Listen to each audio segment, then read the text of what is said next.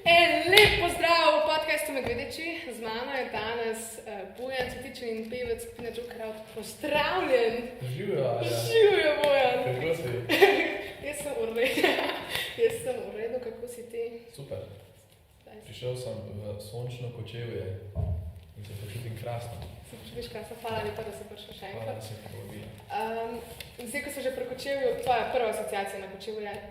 Castle Festival. Okej, to je bolj cool pa. Ja, Ampak, v redu, ja, razumem, v v redu. bistvu asociacija gre čez tebe, pol nazaj v Kočevje. Torej sem jaz prva asociacija. Tako. Ale Lisac je prva asociacija. Kako lepo. Povej mi, Bojan, zdaj smo v šoli, v naši gimnaziji v Kočevje. Kje si bil pa ti v šoli, pa malo mi povej o svojem življenju, koliko si šel iz osnovne šole v gimnazijo in tako naprej, pa faks zdaj. Jaz sem bil na osnovni šoli Vodmat v Ljubljani in bil sem na gimnaziji Poljane, na klasičnem oddelku, kar pomeni, da sem imel 4 leta latinščine, pa samo 2 let kemije pa fizike. V bistvu sem se imel zelo lepo v gimnazijskih letih, na Poljanah sem imel to priložnost, da sem razvil nekako svoje, ne bom rekel nujno talente, ampak mi je ponudila gimnazija možnost, da se ukvarjam s stvarmi, ki so mi bile všeč, kakor je teater, kakor je vodenje nekih različnih prireditev, tudi muziciranje. Tako da, jaz sem se imel zelo fino. Kje si pa zdaj? Zdaj sem pa na FDV-ju in študiram sociologijo, sem 3. letnik. Ja, in kako ti je? Super! Kaj bi rekel, a je pomemben študij, ali mogoče v zdajšnjem času ni več to pomemben, pa bi mogoče bilo včasih, pač kakšno mnenje imaš o temu v šolstvu na splošno? Moje mnenje je tako, da človek, ki ve, kaj bi rad počel v življenju in to delo ne zahteva študijske izobrazbe, ne čutim nobene potrebe po tem, da bi se ta človek počutil mogoče manj vreden ali pa manj, kaj bom rekel, razgledan, ne. Samo zato, ker pač ni obiskoval fakultete. Zelo pogrešam nekako to, da bi se ful bolj spoštovali poklice, kot so frizer, lesar, vodovodar, električar, avtomehanik itd. To, kar vse pač, za kar obstajajo srednje šole, ne. Se mi zdi, da je bil trend v zadnjih letih, da so se srednje šole malo zapustile na račun gimnazije, da so vsi hoteli iti na gimnazijo. Je pa dejstvo, da recimo zame, ki me zanima to, kar študiram, ne, in nasploh nisem vešč o nobeni taki stvari, ki bi jo lahko se izpopolnil v njej v srednji šoli, se mi zdi pa ena zelo pomemben, bom rekel, ena zelo pomembna pot v življenju, no, ker ni stvar sama v tej izobrazbi, ampak je celoten proces, skozi katerega greš, ljudi, ki jih spoznavaš, situacijo, v katerih se znajdeš in to te pač gradi kot človeka. Ti si tudi glasbenik. V 5 besedah mi tako malo opiši svoje življenje na splošno. Koliko se ti lahko tudi sostavki, če ti je v besedah reže? Rekel bom večinoma zelo nasmejano, pogosto tudi prenaporno zame, ker imam res veliko enih različnih stvari na krožniku, ki ne grejo nujno skupaj, ne. Tako da je, bom rekel, katere besede povezujejo moje življenje, najbolj bi rekel urnik, itak muzika, prijatelji, faks, definitivno, čaga. Čaga, Tako, no. Lej, fajn. Hvala, Lisac. Hvala, Lisac. Kaj pa misliš zdaj ti se izobražuješ v Sloveniji in tako naprej, kakšno mnenje imaš o begu možganov, ki je zdaj mogoče majčken problem, ali pa tudi ne, je tudi dobra stvar, kako se tebi. Zdaj je v tem zelo povezanem svetu, dajmo temu reči, oziroma zelo vsedostopnem svetu, pač ta možnost bega možganov nekako ponujena vsem, ne. In se mi zdi recimo ta opcija izmenjav in teh stvari pač krasna. Jaz bi si zelo, zelo želel. Ena stvar, ki jo najbolj obžalujem v svojem življenju, je, da si zdaj ne morem privoščiti iti na polletno izmenjavo, recimo, ker bi pač to, ker to, kar pač počnemo s bendom, zahteva absolutno prisotnost. Tako da to je ena stvar, ki mi je za njo zelo žal, da ne morem in vem, da je tudi ostalim članom benda enako, ampak pač to je neka taka žrtev, ki jo je treba imeti. Tako da ja, to se mi zdi krasno. Bom pa tako rekel, no, poznam res veliko ljudi, ker zdaj sem pa vsem že v teh letih, da imam nekak krog prijateljev, ne samo v svoji starosti, ampak tudi rekel, kakšno desetletje starejših, ki so se šli poskusiti v tujino, pa so se zelo večinoma, bom rekel, kar vrnili domov, ne zato, ker bi bili premalo sposobljeni za tujino ali kaj takega, ampak zaradi tega, ker so res ugotovili, da je tukaj življenje veliko bolj prijetno, kakor marsikje drugje v nekem hektičnem svetu.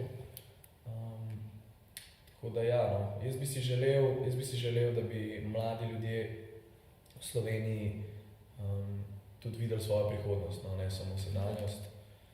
Se mi pa zdi, da se je nekako barvitost življenja pri nas začela v neko pozitivno smer premikati, kar se tiče te neke kulturne scene.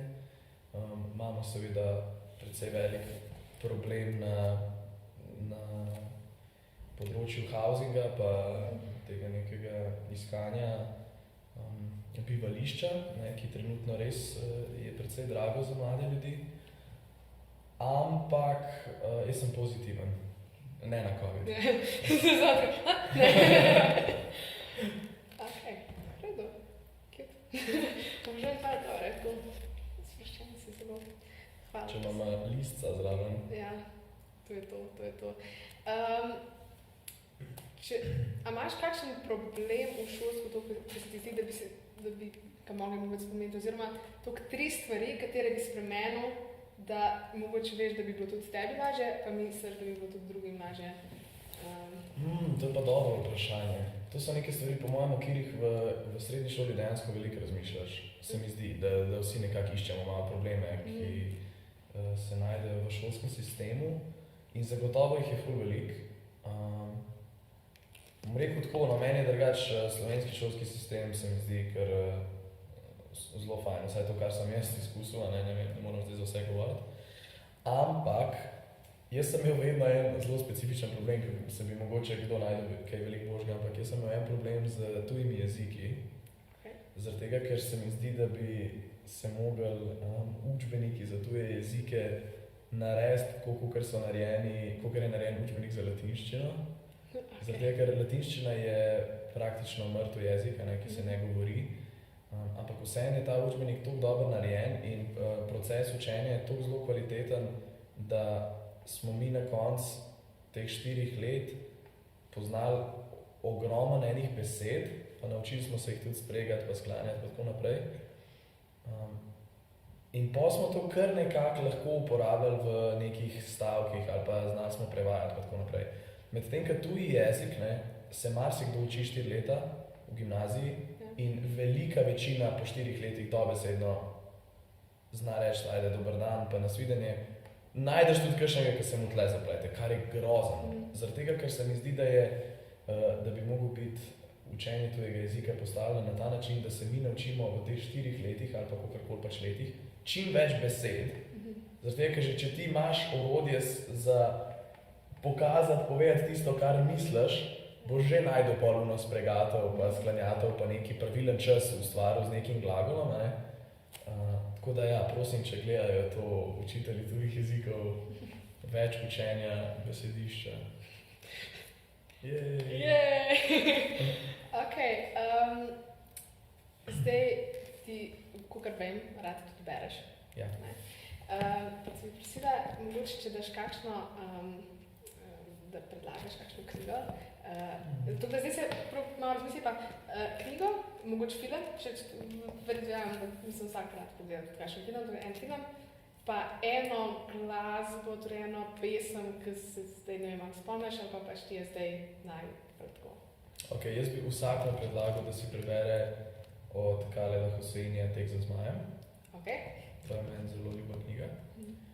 In prvo mi jo je predlagala babi, ampak že po mojem, da v prvo letniku srednje in takrat sem jo preslišal, pa mi jo je pa Štras predlagal, pa sem jo nekaj dejansko prebral. in je res talking. Pa tudi 1000 veličastnih sonc od njega je isto super.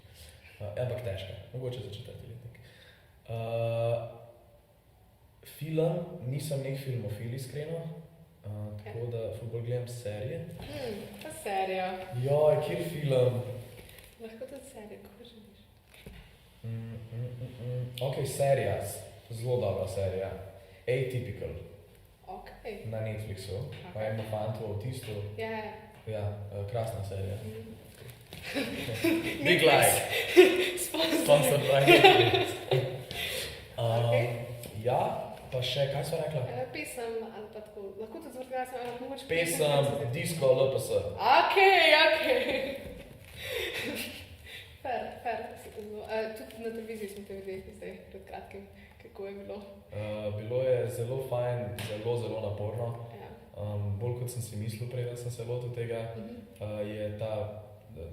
Zavedal sem se, da bo psihični pritisk, kar je logično, je bilo pa tudi fizično zelo naporno, ker sem imel res cele dneve neke vaje, generalke, konstantno stojiš, se premikaš, iščejo kadre. Kar naporno, no, snemanje teh točk pa tako. Ja. Ok. Pa z Melanie sta sama dva, oziroma v okviru RTV-ja pisala... Z Melanie smo napisala za prva 2 predizbora tekst sama. Za finale je pa preskočil še Igor Bračič iz Slovenj Sadež. Ok. Zelo dobro si oddelal. Hvala! Wow!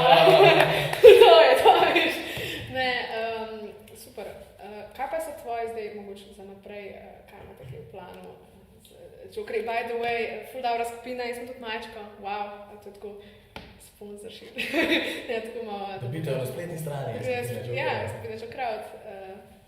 Plani so, da diplomiram do junija, mislim pač junija diplomiram, potem pa, to je plan tudi za še Martina Pajana, ker Kris je že diplomiral. Kris je že, Maček je pa. Maček je tudi že diplomiral, ja, že nekaj cajt nazaj.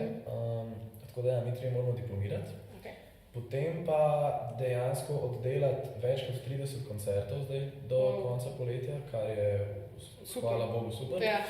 In med drugim tudi Kessel, ne? Ja. Se bomo spet balinčkali. Ja, absolutno. Absolutno balinčkali. In kaj še? Pa seveda posnet pa napisati nov album. Ja, predstavili v Križankah 9. septembra. 9. septembra. 9. 2022. To je to. Torej zdaj snemate oziroma načrtujete plato in tako naprej. To je bilo to. Krčagica. To bo krčagica. To bo krčagica. Ok, vprašala te bom še o lokalnih. A poznaš Kobeljsko Kočevje? Ker Kočevje je tako, se mi zdi, da je to kmetno tako zamaknjeno, ampak je dosti ljudi, katere bi lahko poznal. Poznaš tudi dolgo, splošno koga? Poznam Borjana Grando, bobnarja od Nine Pušlar, pa od Senide. Ja. Dori, živijo Dori. Ok, fair. Verjetno poznam še koga, no, ampak hočeš koga namigniti nekoga? Ne. Kaj da snimiti sebe, veš, kaj se... Ja, dobro, ok. Ok. Kaj da sem vprašala za te, ker se mi zdi, da je to... Ok, umetnost na splošno, se ti zdi, da se razvija vedno bolj, da ste zdaj vi tudi en tak predor, vaša generacija, mislim, naša, ampak, ker je bil kakor nek stop vmes, naprimer, če gledam Siddharto in vas, ne, ta en stop bil vmes, se ti zdi, da se razvija v boljšo smer in vse tako naprej, ali še vedno kakor je malo, pa malo ni?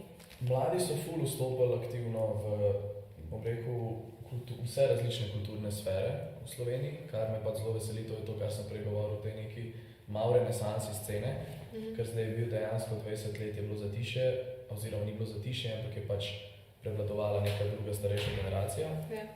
In zdaj je res krasno videti, da ko greš pogledati, kjeri koncerti so, najdeš ogromno enih mladih imen, ko greš pogledati, kdo razstavlja v galeriji, vidiš, da so to neki mladi umetniki, ko gledaš stylinge različnih ljudi, vidiš, da so to mladi stilisti in tako naprej in tako naprej. Tako da ja, absolutno se je začelo prebujati to. No. Okay. Pa od mladih glasbenikov, poznaš koga, ki bi ga zdaj tako mogoče izpostavil, Last Size, LPS, legendarni, jaz sem že od začetka in pisala, super ste, tako sem pa. Ampak še kdo tako, mogoče zdaj so Murphy, pa vi? Jaz bi rekel, da je ogromno enih izvajalcev, ki si zaslužijo, oziroma itak so si že priborili to, da ljudje vejo kdo, ampak si zaslužijo absolutno vsakič, ko je možno neko izpostavitev. Bi rekel, imamo Murphyje, imamo Koala Voice, ki so zdaj že oboji prisotni že nekaj časa, imamo Vaca, imamo Kokose, imamo Jet Black Diamonds, ki so nek čist svež bandič, pa so uleteli z nekim zelo takim, bom rekel, British vibe, blur varianta, kar mi je super.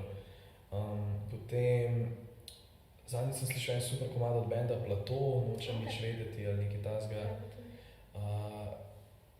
Pa imamo pa ful enih mladih teh video ustvarjalcev, recimo Martin Draxler, igralce imamo, ne vem, Gaja Filač mi pade zdaj na pamet, pa moja najboljša igralca Mila Peršin. Imamo, mislim, res ful enih kreativnih ljudi. No. Jaz mislim, da kdorkoli tukaj misli, da si želi odkriti slovenske artiste na različnih področjih, da naj se malo poglobi in potopi v to in bo zelo hitro najdel zagotovo nekaj, kar mu všeč. Koliko je pa tebi ratalo v bistvu, vemo vsi, šola in tako naprej, da si v bistvu toliko sploh prodrl naprej, ker zdaj so vsi toliko poensatičeni in wow, ne? A veš, mislim, a imaš kakšen nasvet mogoče za koga, kaj, upajte si to? Mislim, to je pač tako, mogoče čuden. Hotel sem še brati, a je to šola tudi ki vplivala na to, ali... Sigurno, ampak, tako je, težko je to reči, ampak pač ful veliko sem delal za to. Te stvari se niso zgodile same od sebe in tudi tega ne počnem 2 ali pa 3 leta, ampak sem dejansko začel razvijati to in delati v tej smeri že, kaj pa vem, če sem dobesedno 10 let nazaj, ne? In v osnovni šoli sem vodil šolske prireditve, od začetka pa do pol v gimnaziji sem vodil prireditve, z bandom sem nastopil od 12 leta naprej in sem pač skozi delal na tem in gradil na tem in pač stvari se nalagajo, ne. Tako da pač, če verjameš v to, kar delaš, pa če se izpopolnjuješ, ne, če si pripravljen slišati kritiko, če si samokritičen, pač lahko rasteš in absolutno rasteš, tako kot dejansko vsi, ki jim karkoli uspe, nič in nikomur ni uspelo čez noč, zares, brez kakršnega koli dela. No. Tako da, res trdo delati, pa verjeti to. Pa si zdaj na nekem levelu življenja, ki bi bil tako, jaz sem ponosen na to in to je to, pač končno sem nekje, verjetno si bil že prej, ampak zdaj se vedno bolj razvijaš, ne? Tudi na splošno, tudi na televiziji in tako naprej. Si zdaj na nekem srečnem nivoju ali... Ja, pač dejansko sem bil s tem, ko smo izdali prvi album, pa nafilali Cvetličarno, je bil to zame že več kot, mislim, veš, kaj rečemo, to smo zmer sanjali, ampak tako tudi, ko sanjaš, vseeno imaš zraven vedno en tak velik pridih tega, da se to je v resnici kar malo nemogoče, ni šans, ne. Pa je ratal to in to je bil za nas v bistvu en tak res lep dosežek, dokaz, da imamo mi res radi to, kar delamo, ker smo dobro to naredili, ne. Zdaj pa bom rekel, zdaj sem pa pač, hvala Bogu, prišel na ta nek nivo, ko sem ustvaril dovolj, da lahko zdaj dejansko gradim svoje življenje na tem. Ja. Ja, ne, saj prav, ja, okej. Se ti zdi, da si mladi upajo zdaj, kljub temu, čeprav eni pravijo, ne vem, da šolski sistem malo ovira to. Koliko se tebi zdi, da šola mogoče odpira, ali je vseeno nek potisk dal, Ja, verjamem, da zelo različno za različne ljudi, ne, pač ljudje smo si različni in nas različne stvari različno obremenjujejo. In tudi verjamem, da je to zelo odvisno od šole, ne. Zelo težko bi rekel, šolski sistem ovira, zaradi tega, ker naprimer, lahko da mene v isti gimnaziji Poljane ni ovira nič, ampak mi je, če ne drugega, dal krila, da sem nekaj delal, mojega sošolca je pa lahko totalno zatrl, naprimer. Tako da ne znam dati odgovora na to, zagotovo bi lahko bil šolski sistem, bom rekel, manj usmerjen v to neko toliko zelo obsesivno in strogo ocenjevanje vsega skupaj, ampak bolj v nek pogled v to, da gradi nekega zdravega, splošno razgledanega človeka tudi. Zaradi tega, ker ko prideš iz gimnazije, je kar malo grozljivo, ko ugotoviš, da pravzaprav ne veš niti kako delujejo računi, niti kako se plačajo računi, niti kako izstaviš račun, niti zares nisi pripravljen na to, da boš samostojen človek, če se nisi o tem naučil oziroma izobrazil nekje drugje. Je pa to neko znanje, ki bi ti ga šola lahko dala, neke ekonomske osnove in tako naprej. Tako da ja. Sem že to te bom vprašala, a se ti zdi v redu, naprimer na mojem primeru, da si to upa moj in vedno, kdorkoli me vpraša tako, koliko si pa prišla tako daleč, oziroma koliko pa poznaš vse pa to, je vedno največ, kar ti lahko rečejo, je ne, ali pa greš v zapor. Dve možnosti, pa ja, volnih, a ne, pač če bi karkoli bo tazga, ampak največ, kar mi lahko nekdo reče, je ne, naprimer, da bi mi ti rekel, je ne, sorry, pač to je to. In si ne smeš k temu srcu jemati. A je to v redu, ali se ti zdi, da je to malo tako? Pa jaz ti bom iskreno povedal, da sem jaz tudi zelo sledil temu pristopu, ko sem pač začenjal. Jaz sem po mojem precej naporno marsikjeremu producentu pisal, če bi lahko prišel k njemu v studio malo spremljati, kaj dela pa kako dela, ker me je to zanimalo. In itak, da velikrat nisem dobil nobenega odgovora. Sem pa dobil enkrat odgovor, ki mi je zelo pomagal, to je bil Damjan Jovič, ki me je pa pol vzel v studio in sem dejansko 1 leto preživel tam in se od njega zelo veliko naučil, ne samo pač producentskem delu, ampak nasploh oziroma še več o tem, kaj sploh pomeni biti glasbenik, pa glasbenik kot poklic. Tako da ja, pač v neki meri normale absolutno je treba biti vztrajen. Ja. Socialna mreža se mi zdi, da so kar dosti povezana danes s tem, in naprimer Instagram je zelo neka istočnica, prej bil mogoče Facebook, pa tako zdaj pa Instagram se mi da kar prevladuje. Toliko sem tudi jaz do vas prišla, oziroma ko ste že, Bojan, ti si toliko amazing. Točno se sva, ko ste tako, zdaj mi je težko že reči hvala, ker sem ti to 20,000 napisala. Sorry za to, če je to v redu. Ne, kaj pa tehnologija tako, oziroma ta socialna mreža, a se ti zdi to v redu, da se toliko razvija? Itak je vsem so plusi pa minusi, ampak ti je v redu, čeprav pač ena stvar je toliko, naprimer, da jaz tebi napišem, super si, tretje, in se mi ti mogoče kanček zapomniš, verjetno ne preveč, ampak ne, imaš samo spomino, še ena potrditev sem dobil, oziroma pač ful mi je fajn. V drugem je pa ne vem, da dobiš komentar, koliko ne znaš 22 reči, pa tako, veš. Zdaj je lahko malo hipokritsko, da jaz rečem, da nisem največji fan socialnih omrežij za te, ker visim več kot preveč časa na njih, pa tudi zelo veliko tega našega uspeha temelji tudi na tem, da svet deluje na tak način, kakor deluje, se pravi, da so informacije dostopne takoj vsem in na tak in drugačen način. Ampak nisem pa največji fan tega, da moraš biti ves čas dostopen vsem in da je vse odvisno od nekih všečkov in komentarjev. In pravzaprav, veš, tako je nasploh, da grejo ljudje komentirati, ponovadi ljudje ne komentirajo zato, da pohvalijo, ampak grejo komentirati tisti, ki res hočejo izliti nek gnev iz sebe, pa pač sam pustiti ta nek negativen vtis, zaradi tega, da dobijo oni kakšen like na svoj negativen komentar in da se potem so združeni v sovraštvo neki. Tako da, ja, pač, tako je, kakor je. Bi bilo pa noro zanimivo, če bi se tako za en mesec izklopilo vse. Definitivno. Me zanima, A si kaj probal? bo. Mislim, kar banalni časi so, ki jih živimo. No. Zdaj imamo vojno, zelo blizu nas, pa na TikToku gledaš posnetke. Ja.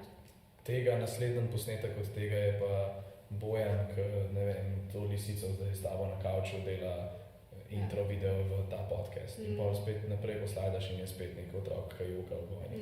Mislim, a veš, bom rekel, da smo ljudje po mojem ratah zaradi tega zelo apatični na eni strani, na drugi strani zelo zmedeni, ker v resnici se nam informacije konstantno mešajo v glavi, ki niso in ne bi smele biti nikakor medsebojno povezane.